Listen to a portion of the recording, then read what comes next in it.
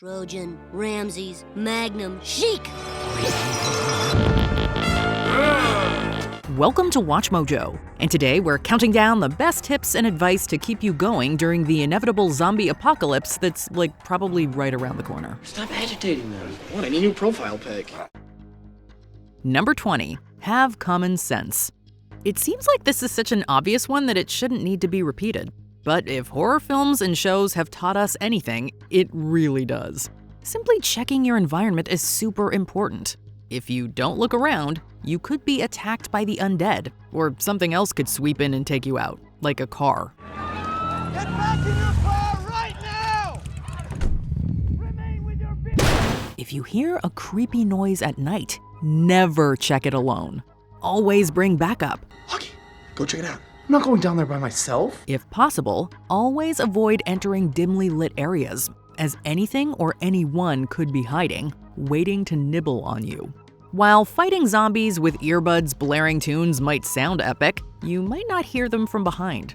So make sure your common sense is tingling at all times. Never, ever, ever, under any circumstances say, I'll be right back, because you won't be back. Number 19. Use a boat.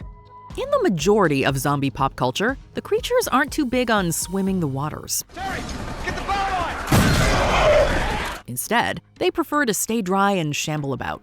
With that in mind, getting onto a boat, preferably a large one, and sitting in the middle of a lake, river, ocean, or pond might be the best defense. When needing supplies, a group could use a tender to get on land, keeping the main ship safe from the zombies sneaking aboard and causing havoc. Plus, many larger vessels have a brig or prison that could be used for bad survivors or for quarantining Jeff, who swears he wasn't bitten but has a suspicious wound and is acting weird. You stay in there as long as you like. Number 18. Travel light. If you were a scout, you know the motto, be prepared. And that is definitely true in the zombie apocalypse. Here be a fine vessel, the yarest river-going boat there be. I'll take it. Arr. However, you can't be prepared for everything, as that would mean carrying a ridiculous amount of things with you. Instead, make sure you aren't over-encumbered as you sprint away from a horde. Otherwise, you aren't outrunning anything. So stick to the essentials with what you can fit in your pockets and inside a backpack. I happen to dress based on mood. Weapons, water, and first aid pack? Yes. A battery-powered fan, 4 Terry Pratchett books, and a Supernatural DVD box set? No. Think like Marie Kondo. If the item sparks joy in keeping you alive, it stays. If not, leave it out. Just heavy. No problem. Thank you. Go ahead, get in. You are so nice. Number 17. Get a dog. Humanity's best friend. The sweet and loyal pup that lies on the floor next to you, dreaming and running in its sleep, could be the difference between life and no life for you in the apocalypse. Survival expert Cameron Carlson believes the faithful hound, with its superior sense of smell, would be indispensable in warning us by growling or pacing if something shambly is nearby. Poochies can also be helpful should you meet hostile survivors. Also, having someone to talk to on your journey through the wilderness to beat loneliness and aid mental health is vital. I want you to stay here on this one, okay? Because you can still get infected. And I can't. However, be careful if your pup is a yapper. As for cats helping us, yeah, they'll do their own thing during the outbreak. Number 16. Be stealthy. We've all dreamed of being action-packed fiends during the apocalypse, slaying zombies all over the place with a plethora of weapons and explosions. However, this is a surefire way of not making it to the end and wasting a load of resources like ammo. Instead, being quiet and careful will keep you going. This will stop you from attracting hordes or having to have Usain Bolt-esque speed if the undead are like the ones from 28 Days Later. Sticking to quiet melee weapons, covering your scent, and avoiding zombies unless really necessary are the best options. We lost the wagon. We got walkers coming right back at you. Hiding to scout out potential allies or foes is also a good call until you know what you're dealing with. Number 15. Stay wary of the living. One of the big takeaways from The Walking Dead is that the living can be far more dangerous than the walkers. And that should be true should a similar terrifying situation happen in real life. They found Wells. They got him. They found him. We sure did. We found you too. While the expression safety in numbers has merits, being skeptical about trusting survivors is what could keep you alive.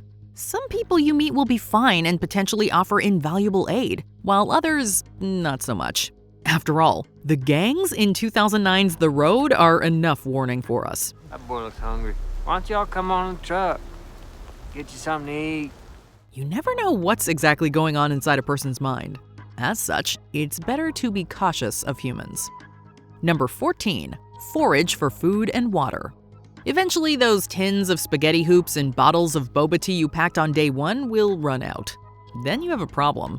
But you can get around this tricky situation by foraging for nutrients to keep you in tip-top shape during the terror. If you're out in the sticks, carefully looking in a forest is your best bet. However, make sure you know how to identify what's safe to eat from what would leave you with a horrible illness. You think they're safe to eat? You got a better idea?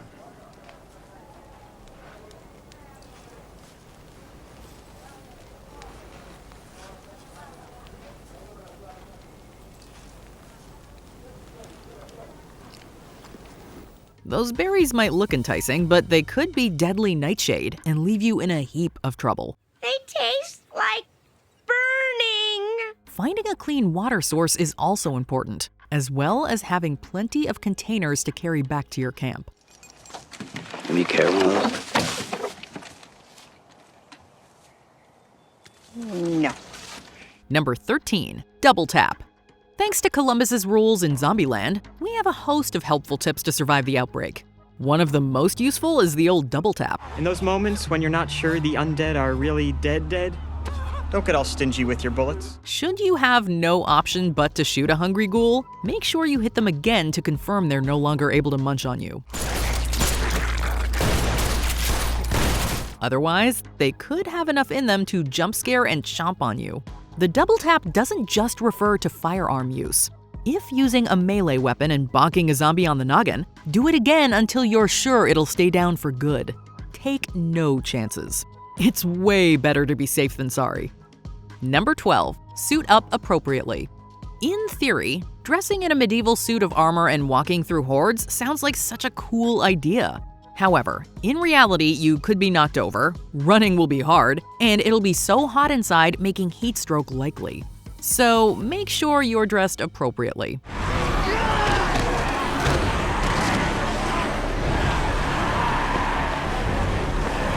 Wear light, breathable fabrics when traveling and thicker attire when fighting zombies to make it more difficult for bites to get through, like pads or a leather jacket. Do you have any bigger clothes, or do you only shop at Baby Gap? Also, wearing good, flat shoes is a must to be agile enough to escape from threats. Running in heels without an issue only works in 2015's Jurassic World. If we did that in the apocalypse, we'd definitely get a sprained ankle and gobbled up. Number 11, stay in shape.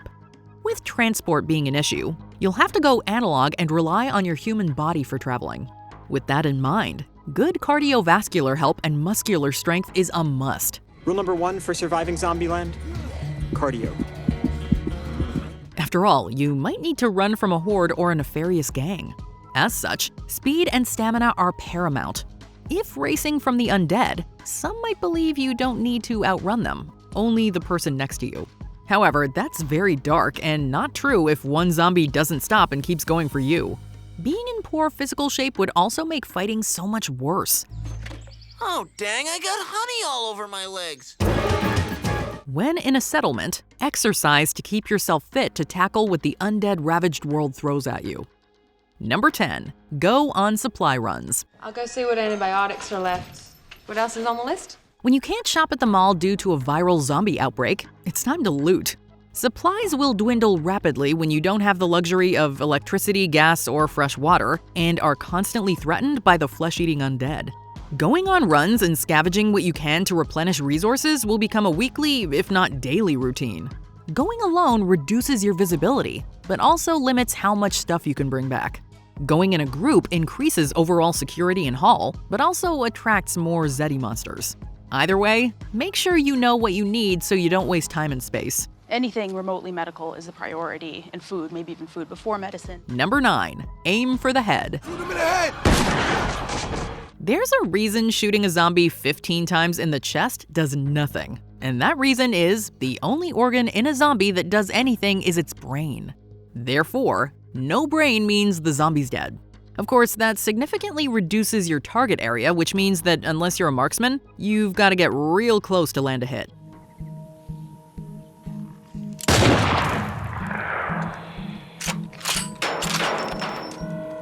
If you don't have a gun, a melee weapon with a long reach is recommended. That way you can pierce the brain without getting close enough to be grabbed. That's always a good thing. Number 8. Never hesitate when killing a zombie. Oh, Michael, what are you waiting for? Go ahead, kill him. They may have been the love of your life, but the one you cared about is gone. All that's left is the violent shell of their former self trying to eat your brains. They don't feel regret or remorse or guilt, so why should you? We have to deal with her? Duffs, for Christ's sake! Do what you have to do, and if that involves driving a spear through their eye, so be it. The longer you contemplate it, the more opportunity the zombie has to grab you. And we all know that when a zombie grabs you, your life expectancy drops rapidly. Don't let it get to that stage. Do what needs to be done. I got him. Damn. Number 7. Have a radio. Hello, can anybody hear my voice? Hey, hello? Can you hear my voice? Yes, I can hear you. Cell service is sketchy at the best of times. That's not going to improve during a zombie apocalypse. Of course, shouting at the top of your lungs probably isn't the best communication method, nor is using a megaphone. That's where the radio comes in. The longer the range, the better. It's definitely handy for informing the group of impending undead or other threats. Tell them to get the hell out now! Honey, listen to me. You need to find a place to hide. And it's also useful for picking up transmissions from other bases that may be more secure or offer an area of no infection. The walkie-talkie is also a must-have for shorter range communications. Dumbass. Yeah, you in the tank. You cozy in there? Number 6. Locate a stronghold.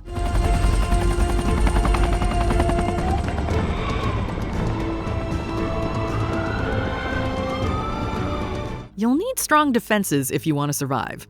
A location with high walls or a defendable perimeter is an ideal place for rest and recuperation. A stronghold allows you to store supplies, keep survivors safe, and most importantly, get some shut-eye. We keep noise to a minimum. Pull our blinds at night, even better. Keep the lights out.